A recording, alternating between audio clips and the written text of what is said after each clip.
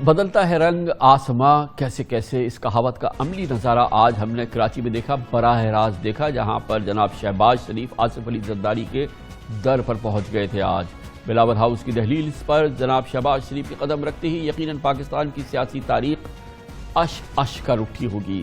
زرداری صاحب کو چوک پر لٹکانے، پیٹ پھاڑنے کا عہد کرنے والے شہباز شریف نے آج آصف زرداری کی مزاج پرسی کی بظاہر، اور بلاول بھٹو صاحب جو کہ شہباز شریف صاحب کو کبھی شہباز شریف انہوں نے نہیں کہا، یا تو کہا شوباز یا کہا قاتل اعلیٰ، آج وہ ان کا استقبال کرنے کے لیے بذات خود موجود تھے۔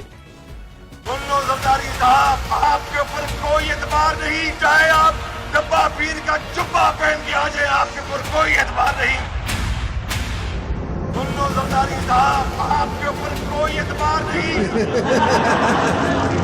زرداری صاحب ہیں، پورے ملک کی دولت لوٹی انہوں نے، دونوں ہاتھوں سے لوٹی۔ یہ ہمارا قوم سے وعدہ ہے، دنیا کے آخری کونے سے بھی لوٹی ہوئی دولت واپس لے کے آئیں گے۔ میرے نال کوئی پیار نہیں ہے۔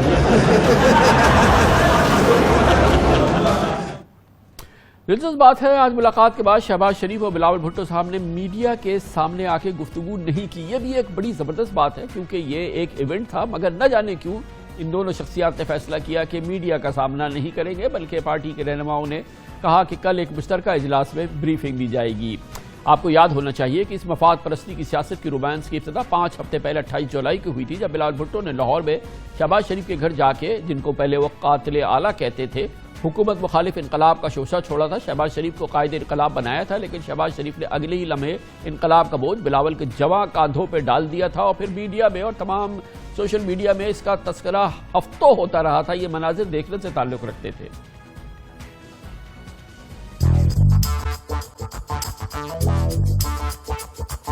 اب شہباز شریف صاحب آپ کے سامنے ہے، صحتیاب ہو گیا ہے، ہمارا انقلاب کو لیڈ کرنے کے لیے تیار ہے۔ اب شہباز شریف تیار ہے، صحتیاب ہو گیا ہے، صحتیاب ہو گیا ہے، اور آپ دیکھ مگر میں نے کہا کہ جو جواں کندھے ہیں ذمہ داری میں ان کو دوں گا۔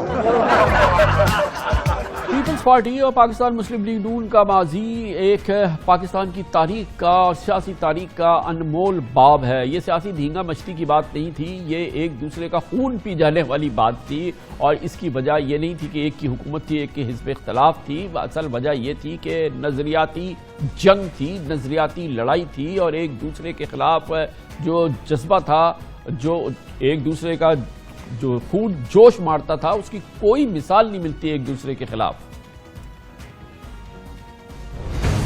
اس زرداری کو لاڑکانہ کراچی، پشاور اور لاہور کی سڑکوں پہ نہ گھسیٹا تو میرا نام شہباز شریف ہے۔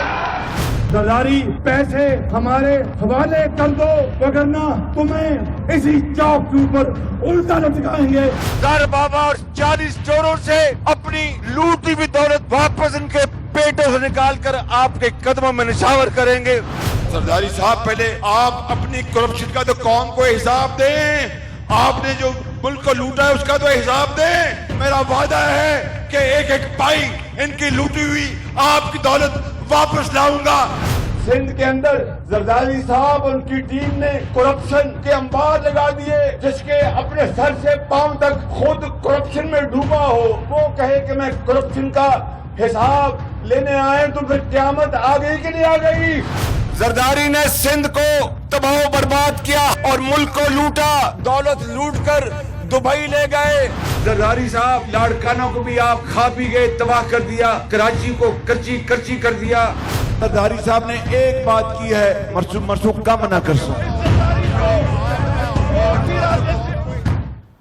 پیپلز پارٹی کے چیئرمین بلاول بھٹو زرداری اور جناب شہباز شریف ایک دوسرے کا تمسخر اڑانے میں ایک دوسرے سے آگے بڑھنے کی کوشش کرتے ہیں، اور وہ تمسخر صرف نہیں ہے بلکہ ایک بہت ہی ذلت آمیز ماحول ہوتا ہے۔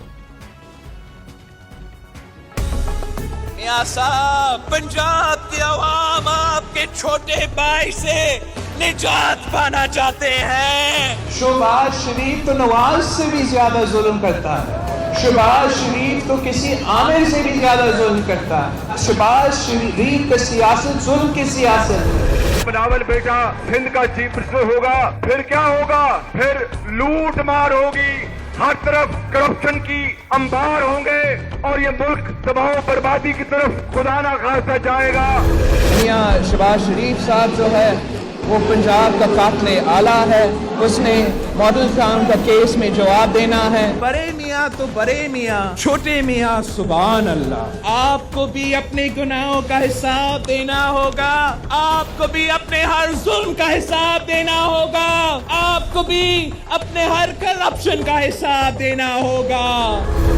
ये करप्शन का हम हिसाब करेंगे। और बेटा अपना तो हिसाब पर लेकर लो, तुम किस करप्शन की बात करते हो?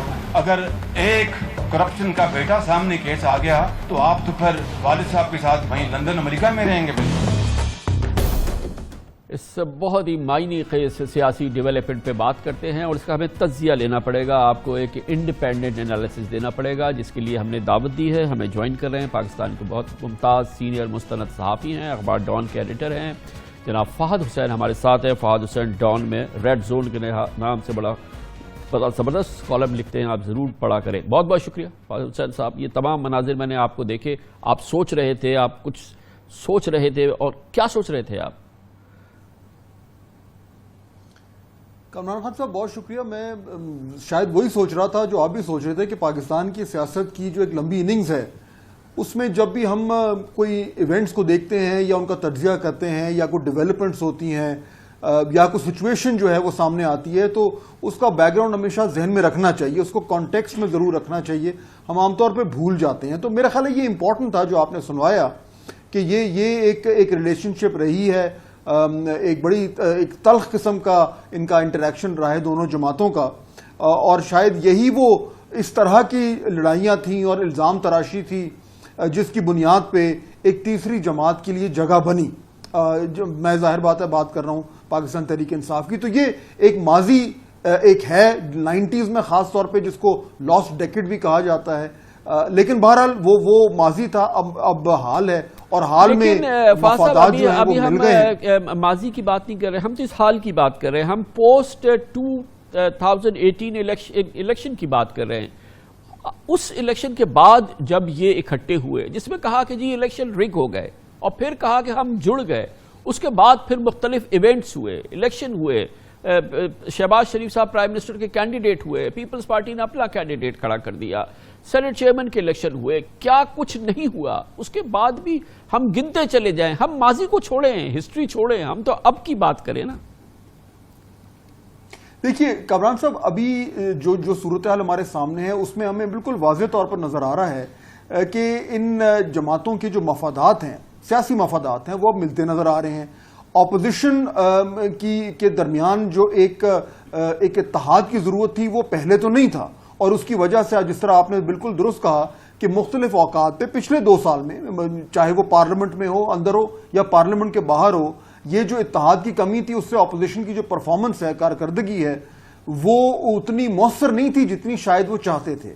अब आज की मीटिंग के बाद हमें यही सुनने में आ रहा है कि शायद इन दोनों जमातों को और दीगर जमातों को ये एहसास हुआ है कि अब अगर ये मुत्तहिद ना हुए तो ये बाकायदा तौर पर कोई चैलेंज जो है वो पोज नहीं कर पाएंगे पाकिस्तान तहरीक इंसाफ को। आप वाकई शायद अब नजर आए जो सबसे बड़ी जमात है ऑपोजिशन की, फाज साहब आप वाकई समझते हैं कि जो ऑपोजिशन की सबसे बड़ी जमात है PMLN, जिसके लीडर जनाब शहबाज शरीफ हैं, वो इस वक्त एक मीनिंगफुल ड्राइव को लॉन्च करना चाहते हैं और अब वो बाकायदा सबको मिला के हुकूमत को डिसलॉन्च करने की कोशिश करेंगे। आप वाकई समझते हैं?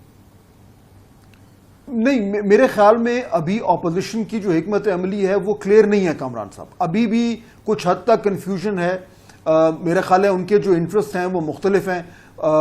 PMLN जो है वो शायद कुछ और तरीके से सोच रही हो, पीपल्स पार्टी के अपने इंटरेस्ट हैं और उनकी हुकूमत है सिंध में, और वो उन बड़े प्रेशर में इस टाइम है, और उनको एक और एडिड प्रेशर ये होगा कामरान साहब कि एक उनका पैर होगा अब हुकूमत का पाकिस्तान तहरीक इंसाफ के साथ, क्योंकि नया जो प्लान आने जा रहा है कराची के हवाले से, लेकिन दूसरी उनकी टांग होगी APC में, तो पीपल्स पार्टी के लिए बड़ा मुश्किल वक्त आ रहा है। और तीसरे मौलाना फजल रहमान साहब हैं जो सबसे ज्यादा जारहाना सियासत करना चाह रहे हैं, लेकिन उनके जाहिर बात है इस सिस्टम में उतने स्टेक्स नहीं हैं। तो मुझे नहीं लग रहा कि मुकम्मल तौर पर एक जो इनको इत्तेहाद चाहिए اور جو ایک یونٹی آف پرپس چاہیے مجھے فوری طور پر نظر نہیں آپ کو یہ سرپرائزنگ لگا کہ آج کی میٹنگ کے بعد میڈیا سے بات نہیں کی. آج یہ بڑا ایونٹ تھا. آج شہباز شریف بلاول ہاؤس پہنچے تھے, آصف زرداری سے ملے تھے. چلے آصف زرداری صاحب نہ کرتے, بلاول اور شہباز شریف صاحب تو میڈیا سے بات کرتے نا. یہ میرے خیال میں تو بہت ہی امیوزنگ بات تھی. دیکھیے میرے خیال میں جو مجھے سمجھ آ رہا ہے کامران صاحب وہ یہ ہے کہ آج کی جو میٹنگ ہوئی ہے اس میں کوئی اسپیسیفک فیصلہ نہیں ہوا. یعنی میرا خیال ہے یہ جسے کہتے ہیں کہ برف پگھلانے والی ایک میٹنگ تھی. زرداری صاحب کا اور شہباز شریف صاحب کا ایک پاسٹ ہے اور جو آپ نے سنوایا بھی صحیح, تو میرا خیال ہے یہ ایک آئس بریکر تھا. ابھی فیصلے ہونے ہیں, لیکن ایشو یہ ہے کامران صاحب کہ مجھے یہ نظر آ رہا ہے کہ اپوزیشن کے لیے 5 بڑے امپورٹنٹ چیلنجز ہیں جن کو ان کو عبور کرنا ہے. پہلی بات تو یہ ہے کہ ان کے پاس نمبرز نہیں ہیں اس ٹائم پارلیمنٹ میں حکومت کو ہٹانے کے لیے. دوسری چیز ان کے پاس وہ اس طرح کا مکمل اتحاد نہیں ہے جس کی ان کو ضرورت ہے. تیسرا ان کے پاس پلان آف ایکشن جو ہے وہ بھی ابھی کلیئر نہیں ہے, اس پہ بحث ہونی ہے.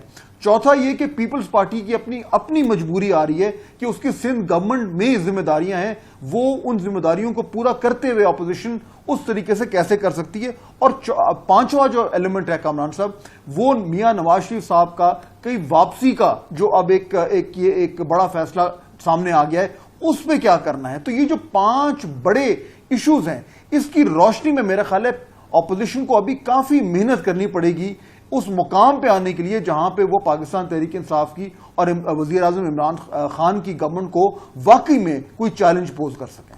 بہت بہت شکریہ. جناب فہد حسین ہمارے ساتھ موجود تھے.